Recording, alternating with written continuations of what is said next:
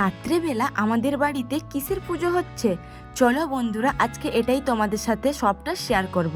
So hello everyone, কেমন আছেন সবাই? আশা করছি সবাই ভালো আছেন, আমিও খুব ভালোই আছি। তোমরা নিশ্চয়ই জানো এই পূর্ণিমাটা কোজাগরী লক্ষ্মী পূর্ণিমা, তাই রাত্রেবেলা পুজো করা হয়। আর আমার মাও আজকে রাত্রেবেলা পুজো করছেন। এই দেখো আমাদের ব্রাহ্মণ মশাই এসছেন পুজো করার জন্য। আর এদিকে দেখো কত কিছু আইটেম করা হয়েছে ঠাকুরের জন্য। যাই হোক, ব্রাহ্মণ মশাই এসে গেছেন আর আমাদের পুজোটাও স্টার্ট হয়ে গেছে। চলো এবার তোমাদের সাথে আমার কিছু আলপনা শেয়ার করি। এই দেখো, বাড়িতে যেহেতু লক্ষ্মী পূর্ণিমা হচ্ছে, তাই আমি কয়েকটা আলপনা আঁকিছিলাম, এটাই তোমাদের সাথে আজকে শেয়ার করলাম।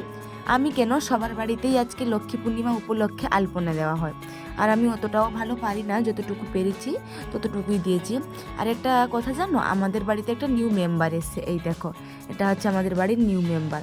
আর এদিকে দেখো ব্রাহ্মণ মশাই সব কিছু রেডি করে নিয়েছে।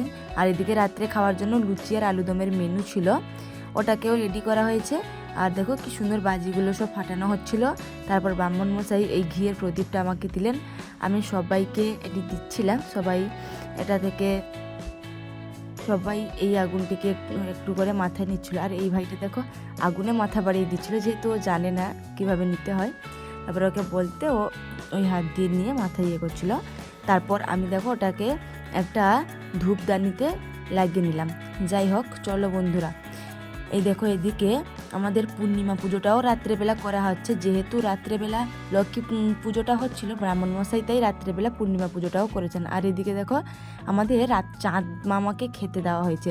আমাদের এদিকে এই নিয়মটা আছে, লক্ষ্মী পূজার দিন চাঁদ মামাকে খেতে দেওয়া হয়। আচ্ছা, তোমাদের কাদের কাদের এই নিয়মটা আছে আমাকে জানিও। টাটা।